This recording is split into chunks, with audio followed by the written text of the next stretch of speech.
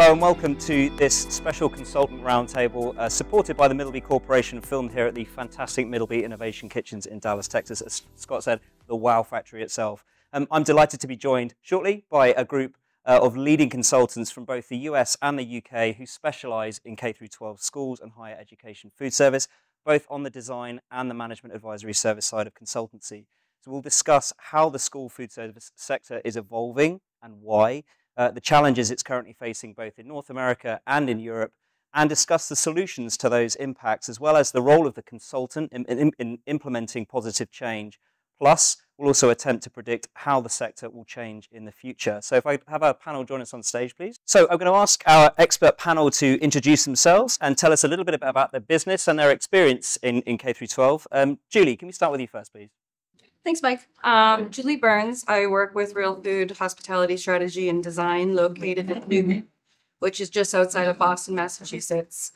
RealFood designs intentional outcomes with strategy and design as the focal point for the guest experience.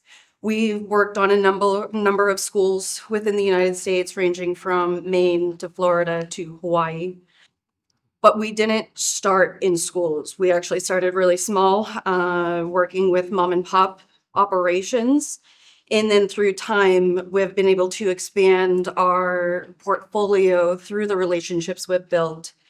So we now design and work in the private club world, corporate campuses, and then the K-12 world as well. So I'm really excited to get with this conversation and hear what you all have to say about the opportunities and the challenges facing this. Wonderful. Thank you, Julie. Brent? Brent Robertson, Cosper Associates, based just out of San Antonio. We've been doing K-12 primarily since 2003, and we've kind of gone into the world of B&I, hospitality, a little bit of everything. We've probably, if you've seen it, we've probably touched it in some way, shape, or form. We're just trying to bring what we see as efficient designs to help the end user complete their goals. Great stuff. Thank you, Brent. Julian? Brilliant. Hi, good afternoon. My name is Julian Edwards. I'm from the UK, mostly based in the south near London. My business, GY5 Foodservice Consulting, predominantly works in the K-12 plus 13, 14 to 18, up to 24, 25. So only another K reference there. But I guess a lot of my work is in that primary, as we've referenced it in the UK. So I would say 80% of my time is about management of operations. So do a lot of work with contract caterers, hiring, tendering, look at compliance management, and then we have occasions then to create brand new restaurant kitchen designs within schools. And at that point, we like to do something innovative like ditch elements and bring in pieces of silver card, which are elements, which is quite amazing. I'll pinch that, that's okay. And it's great to be here today. Thank you. Great stuff. Thank you, Julian. Joshua? Joshua Miller with Remarkable Academic Foods. So this is my company that focuses on school food service. My background is mainly higher ed. And going into this business, I decided to help out the school nutrition world as well. And that's how I kind of dove into that. And with that said, I am management advisory services mainly. And one unique aspect of that is the training side of things, the strong culinary background. So going in and helping operators make training more efficient for their team is one of my focuses as well. I'm based in Albany, New York, but obviously I'm open to work all across the country. Great, thanks for joining us, Joshua. And finally, Glenn. Hi, I'm Glenn Campbell, founder of Cohesion. We're a consultancy that specialises in helping schools manage and procure the self-services. Our first level is catering, but we also help schools buy cleaning services, ICT services, waste collection, project management, all the good support services that keep that school running. We do two things as part of that activity. One is the procurement itself, which is a number of legislative requirements in the UK. The other is help schools manage the services and often make the most from limited space, limited budgets. So as we may not design schools from scratch in terms of the kitchens, we're usually helping schools retrofit kitchens that are frankly older than me with modern equipment, taking out a lot of the gas, putting a lot more electric, and looking at a lot of the innovations that we're all seeing here today in the Innovation Centre. So love to be here. Great stuff. Thank you, Glenn. Okay, so my first question, Brent, I'm going to ask you, please. Can you set the scene for us here and give us a current sort of state of play of how you see the kind of education food service sector here in the US. Does it feel especially vibrant at the moment as a sector? Is there plenty of growth? Is it keeping consultants like yourself busy generally? I would say generally the United States is pretty busy for the most part, especially since we've now come out of COVID. We're seeing, particularly in Texas, a vast amount of growth here. Yeah. Particularly with the population influx from COVID and everything else, everybody making their moves as necessary. But what we're also seeing is districts across the United States now are flush with cash to be able to do renovations and help a lot of districts that haven't been able to do that before. Great stuff. Thank you. Joshua, from your perspective, are you seeing a lot of investment? Brent there was talking about, districts being flush with cash. Are you seeing that investment going into projects from operators for new builds? Is it more refurbs? Where are you seeing that balance? Yeah, so I've been seeing a lot of both, particularly the schools that are merging as well. They're starting to figure out or having to answer the question in terms of how do we feed more students with less infrastructure. So there's the big question of commissaries. I know some school districts are saying absolutely not. We want kitchen production in every single school. And then some are saying commissary is the way to go. So with that said, not only is the education emerging, setting the stage for new challenges, but looking at that food service standpoint as well. Good to hear. Thank you. Julie, does that reflect your experience currently too? Are you seeing a lot of K-12 projects? Is it healthy from your perspective, and that's the slate of projects you've got? I would say it's a healthy sector. It keeps us working. We're seeing a handful of new builds, a lot are renovations, especially as Brett said, people are moving to different areas. So for Florida, for example, 1,000 people are moving to Florida a day, and their schools are 20 years old. So we need to innovate and redefine what their student participation rates will be. And this is all based on the experience with food as the focal point. Yeah. And Julian, let's get the kind of European view here, the UK perspective. We're in kind of back to school month back in the UK. So what does that mean for your workload as a consultant? And also, how does that compare to, say, the last couple of years in this post-COVID kind of period? It is a good time of the year because we've had a bit of a recess, which has been quite pleasant. So schools have been back in for about 3 or 4 weeks now. So our work involves setting up these catering operations, and then auditing and monitoring them. And so we like to give the operators a few weeks grace to settle in, to find their feet. But as of this morning, that all changed. So it's gone mad this morning. We've got all kinds of issues. We've got allergen incidents. We've got rats in the house.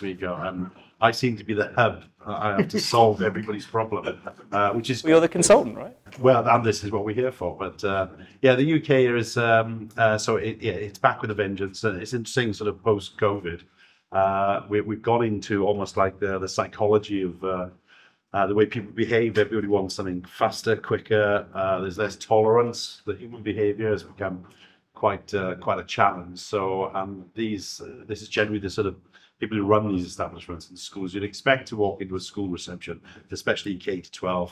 My experience would be a nice, fun, happy, easy-go-lucky, sit down, have a cup of tea with the head teacher, and you laugh about the disaster of last week, and then plan something fruitful and something enjoyable for the near future. But we're experiencing a lot more stress and pressures, and I certainly find, for my long-term relationships, I sort of try and take all the pressures I can. So anything catering or anything sort of facility related, I'll do that, and they do appreciate that sort of work. But so I think the aftermath of COVID particularly is that whilst everything is kind of leveled now, the UK, certainly in the London area, seeing a super increase of take-up of meals. The average take-up, say in Southeast London, could be, say, 60-65% of K-12 pupils taking a lunch. That's now surpassed 80-85%. A lot of that is thanks to, we've had a very infrequent bonus in the UK, in the London area, with the mayor's department used a real snazzy political campaign to get him re-elected. And that was free meals for every kid, every K-12 So as Glenn and I particularly, it's like, yes, back of the net. Forget the politics surrounding it. It's a great thing. And so increase has taken. And with that has come a lot of additional equipment, fridges, freezers, more cookware. So that's generated some income. So certainly in the southeast, it's been very buoyant. Outside of the southeast, outside of London, the rest of England is seen as the poor nation. I'll give you a clue there. So lunch is an average charge rate of about £2.53. That's a universal lunch in a primary and secondary K up to 18, which seems ridiculously low. The London orbital there, we've got a £3 per head mark, which is very generous. But forget London for the moment. So England is the poor cousin within the UK. So Wales, Scotland, and Northern Ireland. I've always enjoyed much better funding from the state in terms of promoting school meals. But England, you think that is we got the royal family abroad. You think that would be the affluent part of the UK. It's not. So it's a challenge. So those schools outside of England are really suffering. So events like this, looking at automation, we do have to consider a kitchen with 10 personnel is about right to do cooking, serving, preparation. The reality is that we need to be running that kitchen with 7 personnel in a year's time. So we need to automate. Yeah. And what we will try and avoid at all costs is not to de-skill our kitchens. We still want to cook from scratch at every opportunity. It's very rare that we have food shipped in from another kitchen. So it's we have to be more innovative now because we're losing personnel, can't afford those budgets. The pressures are there, but we need to be able to calmly explain to clients we need to kind of invest in this to protect us for the future. So it's a real interesting stuff. I would say whilst COVID has promoted innovation and really got us going to become better at everything we do, we're still dealing with this behavioural scenario whereby sometimes relations can get strained very quickly, high expectation, and so certainly Glenn and I's experience, we have to have a very calm head that we say, well, first and foremost, we're cooking, we're creating a lovely lunch for people, especially in the younger cohort we want them to have the best experience of their education at lunchtime. We don't care much about maths and English. Well, I guess we should, but it's the lunch that counts the most. So I'm hoping that we do spread a lot of love in our dealings with caterers, support everybody. It's a lot of extra hard work, but it's a better outcome for everybody. Spreading the love, Glenn, do you also think they'll be spreading the investment more in the UK? As a new government in the UK, do you see that picture changing? Do you think we'll be soon flush with cash, as Brent was describing? Will that change? Honestly, no, we're not. I think the UK's economy is in a challenged position right now. Yeah. The Labour government have promised £1 billion of additional funding for schools, of which 315 million or so is for breakfast clubs, which is wonderful, based on teachers. But the education sector as a whole is generally underfunded, has been for the past 12 years. So the investment is sparse, to be fair. I think what we're seeing is school budgets are pressured, soft services like catering get pressured also. In secondary schools, it can be an income stream. Yeah. So the schools want to maximise that. But generally, healthy food doesn't sell too well, Scooby snacks do. Yeah. So there's a number of issues. And speaking to Julie, we share similar problems. The federal budget was cut for school meal funding. So the challenge in America is the same as the one here. We've both got pockets of deprivation in various parts in Dallas and Texas, in the UK and London. And ultimately, I think a lot of the investment is coming from contractors that are running the contracts to put in combi ovens, brat pans or tilting skillets, things like that, to guarantee contract tenure. So whilst we've got the state sector struggling, the independent fee-paying schools in the UK are being hit with a 20% VAT levy on fees. That's an existential crisis for that sector. 15% of the schools can close in the next 5 years because they've never dealt with VAT. 20% is a lot. And the sector is struggling with that. So you've got the two scales of injustice. You've got a lack of funding. You've also got a lack of income from parents with the cost of living crisis that again affects us all here around the table. A lot of parents in the UK are on a small salary, but the threshold for a free school meal entitlement is just over £7,000 per annum per household. You've got to have no job to qualify for that. And yet we're seeing across the UK an increase in free school meal students. So the sector is struggling. There's definitely no investment. And I would very much like to hope the Labour government does invest in our future human capital. I noticed Chef Russell said something really poignant at the start of the conversation, that feeding children is a sacred duty. Yes, I love that. That resonated. Yeah. And I think the government would perhaps listen to that a bit more and invest in the stuff that matters versus policies and point scoring. But that's just mine. Thank you, Glenn. So, Brent, despite we just heard phrases like existential crisis, but it is that sacred responsibility of feeding kids healthy food and giving them good nutrition and things like that. Why do you find this ultimately a rewarding sector, a great sector, a fulfilling sector to work in? What do you like about this sector? I would say probably seeing all the kids, the way they react whenever they come into a brand new design lunch space. The smiles on their faces, seeing all these new opportunities for them to have new foods and stuff, because usually with the investment in a new kitchen comes an investment in new foods that they can offer, because they can finally serve things they've never been able to serve before. The other thing is seeing the lunch ladies be able to work with all new equipment, because a lot of our kitchens, they're 20, 30, 40, sometimes 50 years, these schools have not been renovated. And it allows them to be able to cook on stuff that they've only dreamed about or seen on TV. So that helps for sure. Great, thank you, Brent. Julie, we've already heard about some of the challenges, a lot of that in terms of funding and investment in this sector. What are the other major challenges that you guys as consultants, but ultimately the operators and the schools themselves are facing right now? What are the big trends, the big factors that you guys are having to deal with in the sector? So I'd say not even in the school sector, but all of food and beverage. Everyone's facing retention and staffing issues where, you know, we have to, when we're having these conversations up front, we need to get the operators excited in these new designs. We need to bring them into these conversations to feel out their comfort level. We're not going to design a space with too much technology that they don't know how to operate, and then it won't be utilized to its full potential. We're going to leverage our relationships with the vendors and our reps to bring in these training opportunities, but sometimes there are other challenges that you can't, that you do need to use technology to assist in that combi ovens are a great example, because you can program these in different languages. Yeah. But again, it's incorporating these operators in these conversations, getting their feedback, and really pulling them in and assisting with that staffing and retention issue. Great, thank you, Julie. Joshua, how do you feel that the sector is coping with these plethora of challenges that we've just discussed? They are trying to figure it out while still being overwhelmed with all the tests that they have to do day to day, week to week.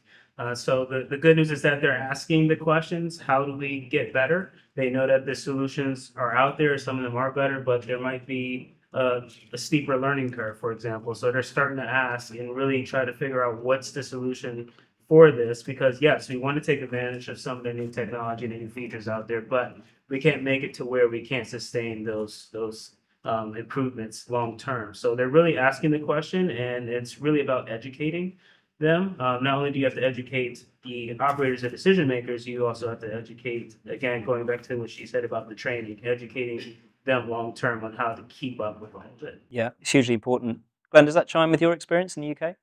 Very much so, yes. I think that the simple fact that we're all in a challenged economy means we have to do a lot more with a lot less, and that means better equipment.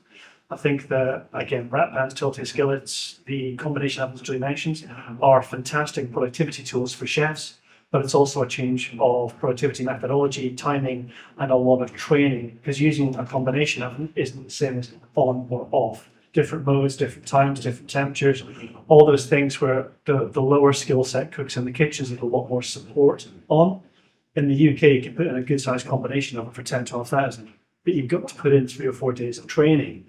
One day, first 2 days of training with staff on site, and then a couple of follow-up sessions just to make sure that they understand that you can cook rice and pasta in a combi oven, not on the stovetop. You can see the eyes being beat, and it's so interesting to take a look at a commercial skill set from faculty chefs and professional development chefs to help them make the most of the tools, but they have to think differently, cook differently, and work differently. It's not apples for apples. It's a very different scenario. So as long as that human capital investment is made, then you maximize productivity from the kitchen.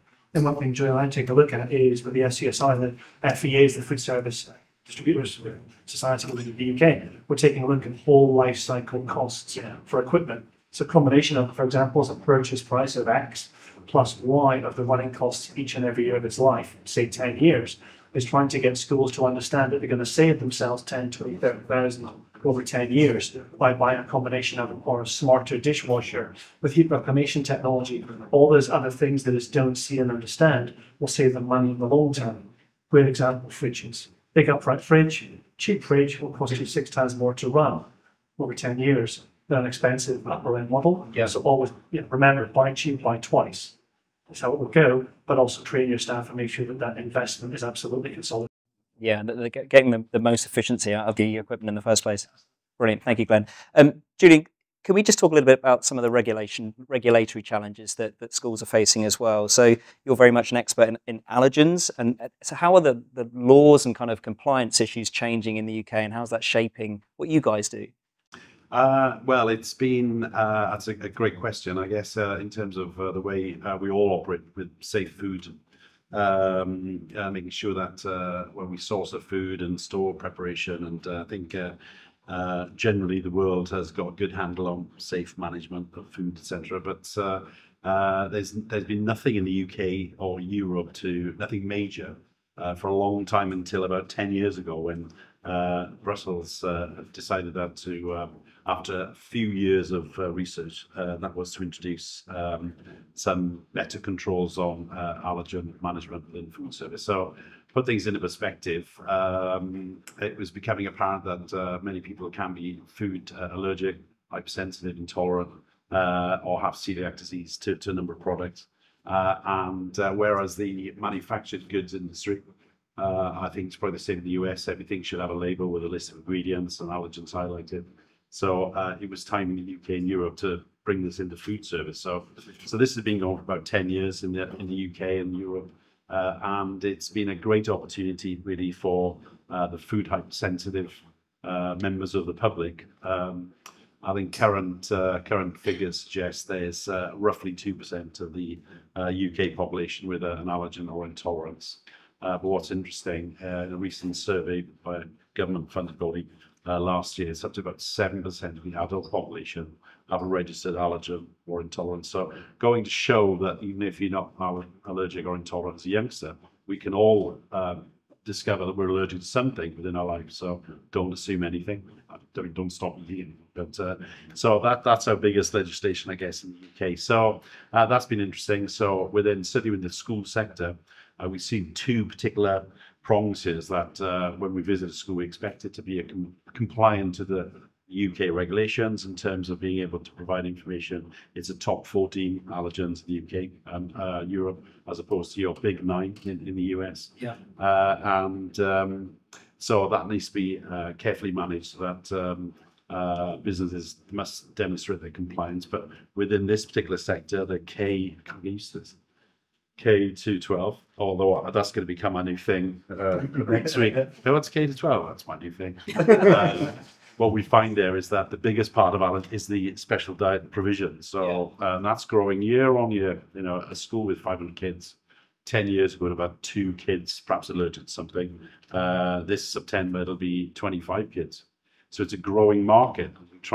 A clever caterer will see this as a market opportunity. And so caterers, and we supervise and support this a lot, caterers have to begin the year with consulting with parents, guardians, before term starts, right, okay, what's your child allergic to? We will now create a special diet for them. And we see, I would say, most operators we deal with have a specialist on the team, nutritionist or dietitian, to help navigate that. And what's very interesting is that there's the top 14, but within a primary you can get, there's about 160 food groups that generally appear on an allergen list. And you think of kiwi, pineapple, onions, garlic, mushrooms. So whereas the US and the UK have got this particular top list, as you would have experienced, people can be allergic to pretty much anything. So there's a big regulatory element that caterers are now, it's 10 years in, there are mishaps and near misses. That my work does take me to schools, particularly where there's been a problem. I will be employed by the state, the environmental health element, to come in and do a sophisticated audit as to why a child has been sent to hospital. Yeah. So we go into some detail there. Talking about how compliance changes can impact on things like specification, Julie, you look at new regulation from, say, the USDA in terms of changing sodium content levels in food. How does that impact things like you perhaps specifying more prep items in a kitchen in a specification package? Are you seeing that? Is it changing how you're adding equipment into a facility? Yeah, we are seeing that. So depending on the grade level, the US limits sodium content intake by less than 1,200 milligrams for lunch programs, and then less than 600 milligrams for breakfast programs. So not even with the prep equipment that's coming in, we're seeing the hotline equipment being utilized more. So combi ovens and convection ovens are great for rethermalizing, but the tilt skillet and the kettle, that can be used for the scratch cooking that we are seeing more of. Brilliant. Thank you, Julie. Brent, many systems are still using kind of throwaway trays, styrofoam trays, but since most agree that in the future that they want the option of using hard trays again to serve students, are most of your designs now including things like conveyor machines? And can you talk about the implications of those kind of changes?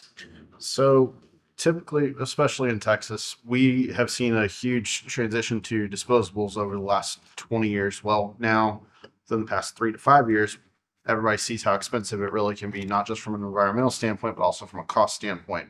The problem is they're so entrenched in this way of doing things that they don't see the forest for the trees in going for a hard tray versus the disposables. So trying to convince them to spend that extra money up front can be difficult at times, but to offset that, whether conveyor is put in or not, we always put an electrical connection and water connections and just tap them. So that way they're not hindered in the future whenever they want to eventually go to hard trays, or they're forced to go to hard trays, whether it's by the community, whether it's by the city, the local health department, whoever. Thank you, Brent. Joshua, with all this kind of changing equipment piece and new innovation and automation coming into the kitchen, let's focus on the training aspect of that. And obviously, I know you're an expert in that. How do schools balance purchasing equipment that has basic functions versus more advanced options that can improve efficiency that Glenn mentioned earlier, but that's possibly a steeper learning curve for operators to understand how to get the best out of that equipment? Yeah, great question. So I think one, I'll call it experiment that is happening is investing in kitchen infrastructure and training. California has those funds that they release, and unfortunately those are coming to an end next June, but they're investing in steeper or more heavy training up front. So bringing in trainers and investing in technology to help solve with that. Now, on the flip side of that is that there's so many solutions out there that they're trying to figure out which ones are right. Right. So oftentimes I'm running into operators that have invested in one and then they find out it's not the right one. So they're having that question mark, okay, if this isn't it, what's the one that can be an all-in-one solution, or so that we're not segmenting and saying, oh, well, for this training, we have to bring in this person, and then for this training, we have to bring in this tech, and it only does one portion of our food service. We know that there's a lot in the child nutrition world, and you don't just have the skill-based of, how do you do scratch cooking better? You also have the regulation training, the administrative training side of it too. So that's a very complex training environment that's needed to place to spin. Yeah, right. So with that said, they're testing, and it'd be interesting to see if those kit fund concept, not only if it stays in California, but if it starts to travel into other states. I think that they're going to wait to see what the results are of it once that June 2025 hits, and maybe see what KPIs, benchmarks that they may have gotten from it. Before any other states start to go into that. But I think that helped them so much, because I speak with operators there, and every time I bring it up, they're like, it's like a breath of fresh air for them. Like they actually believed in us and they invested in us. So fantastic. Great news. Thank you very much, Joshua. Julie, this is a sector, like all food service and hospitality sectors, that is people oriented and has people at the heart of its kitchens and its front of house serving the kids. Is there a danger of losing that balance if things become too automated, if there's too much dependence on innovation in the back of house, or is it finding that right balance? How does it work for you? No, I really do think it is finding that right balance. Again, you know, whether we are designing intentionally or not for this, even K through 12 solutions, we're designing for hospitality experiences. And this all comes from the back of the house. You know, if the operators aren't happy working within their spaces, then their results are going to show. And again, the student participation rate will go down. It will trickle down. So focusing on the people that are both using the space and then the end user, having them come back, that is the ultimate goal. Brilliant. Thank you, Julie. Brent, we've talked a little bit already about sustainability and how it's impacting on this sector specifically. Do you feel that in this sector it's becoming a bigger issue? Is it enough attention being put on how to be more sustainable in the kitchen, how to operate more sustainably? I think that certain cities and certain industry players are pushing for Energy Star to become a relevant part of not only our industry, but every industry. And I'm sure all of y'all are seeing that across the board. I have certain districts that I work with that they will not put a single piece of equipment in if it's not Energy Star rated. Yeah. Flat period, the end. They won't do it. And it's just becoming more and more prevalent. One district does it. Hey, my friend over there who works at that district did it. I want to do that too. And it just kind of does a domino effect. So I think that'll force the manufacturers to continue to innovate and keep putting more Energy Star options on the table. So that way they can truly be competitive in the market. Yeah, that can only be a good thing. Joshua, you mentioned at the top that your experience initially was with higher education projects. What do you think K through 12 and kind of that kind of primary school kind of projects, what can they learn from projects like higher education, colleges and universities about some of the innovation they've brought into the smart thinking they've brought into front of house, back of house operations?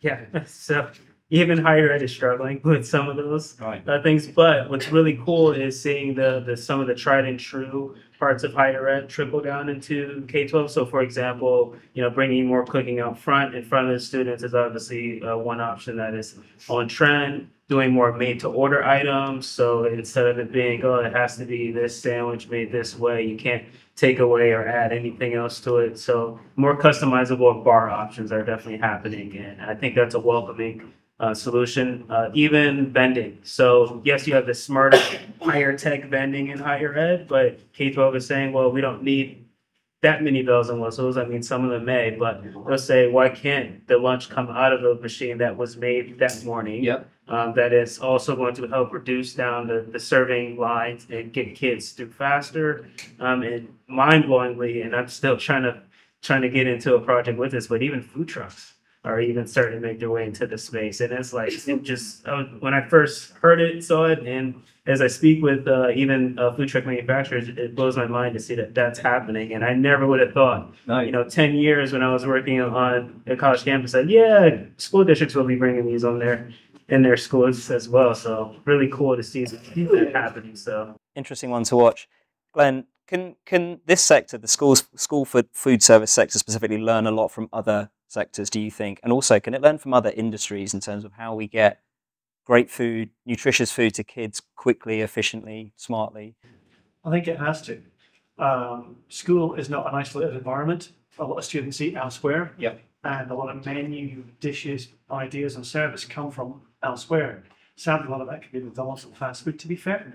A lot of children are used to this, chucking everything out after the meal, including the actual cutlery, thinking everything's disposable. So there's some behaviours there. But I think that the equipment sector in particular that looks after retail, restaurants, fast casual, all the equipment there is designed to work very quickly. Turbo Chef, for example, quick minis, all those wonderful ideas in the 6-month cafes. So yeah, we've got to adapt, and we also have to understand where students are eating outside of school, because that will influence what they want to have in it. Yeah. So I think other sectors always give us more ideas, more innovation, and I think that will continue moving forward as well. Great answer, thank you, Glenn. Julie, what is the role of the consultant in all this, and why is it so pivotal to this sector specifically? So as a consultant, we see all sectors of the food and beverage industry. So we can see what's working, what's not working. We have the solutions to problems that one district may be facing because we've seen it in other districts. So again, Glenn, you saying that these kids are experiencing these different food and beverage experiences, and we need to innovate. Having that ability and forethought to have the conversations Great. is the strength, yeah. It is, yeah. Julian, you're the chair of FCSI UK and Ireland. Can you discuss the role of FCSI as a society here as well? How do we share our thinking better? And why is FCSI important to improving standards in a sector like K through 12? Well, it's vital because a lot of the points we've touched on this afternoon, if you think of, we like to think that we're not afraid of standard setting. We'll bang the drum about the right way to do things, and that's from advising education establishments on how to procure their caterers. So probably one of our biggest challenges is that we want something that's coming in hard and fast and cheap. We don't really want to spend an awful lot of time on the behaviour, the cuisine, the nutrition. So that's one of our biggest challenges, and especially with it's all economics there. I suppose a lot of school managers they're more financially astute. They want the cheap option coming in. So certainly Glenn and I, and there's if you attach FCSI, there's a small elite number of consultants that will bang on about quality, but it's a hard sell sometimes. So you almost have to. Glenn and I speak about this a lot, that school managers, directors, authority states, whatever they are, they will have a liking for us and they'll bring us in, they'll give us their keys and say, well, you just crack on and do it, which is great. And then we can actually achieve great things. But I would say it's it's pushing the boundaries for standards, creating, with the K through 12, K to 12, that is a perfect sector because you can influence their nutrition and their futures. And if you get a good school head, which we invariably do, we can sort of, push the catering operation into a certain way. So it is a bit more on the plate, more fresh foods, more ingredients, more scratch cooking, chef recruitment as opposed to just processing members of staff.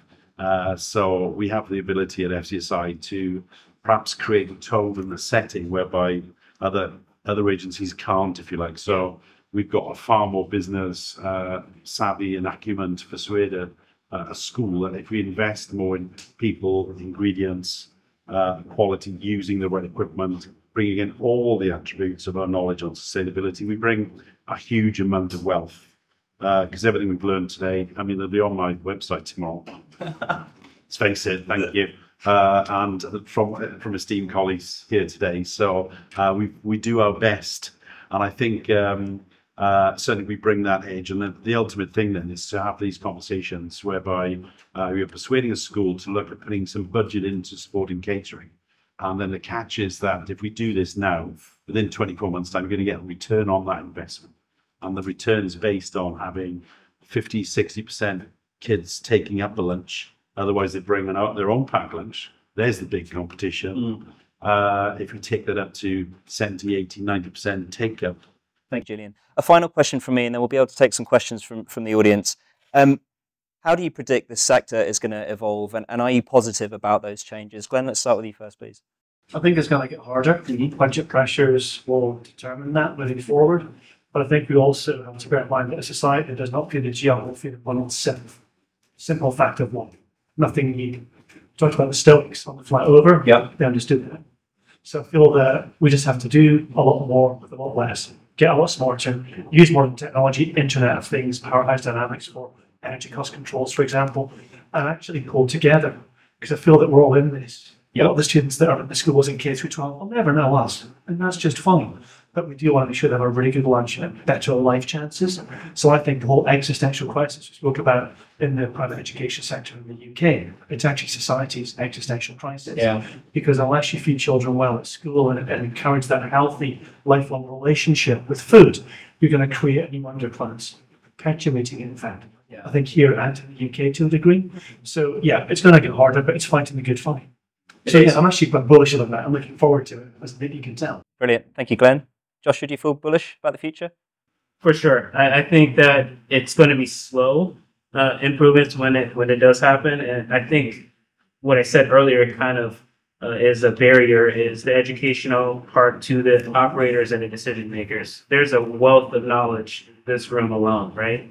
The operators don't have time to get the training and the knowledge of all the solutions that are out there. I mean, when I started going into that whole sector and learning what they do just to know, and it's like, I went to a training session on procurement, 25 acronyms later, it's like, wait, you still have to cook the food too? And so it's like, how do you get them educated on the improvements that are out there and available? That's going to be, I think, the real challenge. Brilliant. Thank you, Joshua. Julian, briefly? Yeah, feeling bullish. No, you've got to feel bullish, and it is a journey. We'll keep striding for the best we can. And I think we could have set something up this week. You know, this Anglo-American thing, project sharing more intelligence for the field trips, this side, other side, and so there's lots of synergies here. So with the team behind me, I reckon we can go back to the UK and sort it out as long as it's Texan beef. Thank you, Julian. Brent, how do you feel about the sector and how it's evolving? I feel like it's not that it's a matter of it has to go up. Yeah. Because if the kids don't succeed, then what future generations, what do we have to look forward to? So we have no choice but for it to be bullish. Great answer. Thank you, Brent. Julie, do you feel positive about the future? I do. I think that we can take, examples from France and Japan. They're educating their children on these healthier options at the young age. So we should be pulling that. So we're creating a healthier population in the future as well. Wonderful. Thank you. That's all the time we have for today. A huge thank you to my esteemed panel today of Julie, Brent, Joshua, Julian and Glenn for their tremendous insight today. Thanks also to the Middleby Corporation for their support and in hosting this event here at their outstanding facility in Dallas. Thank you for watching. Stay tuned to FCSI.org. Videos. Thank you. Thanks, everyone.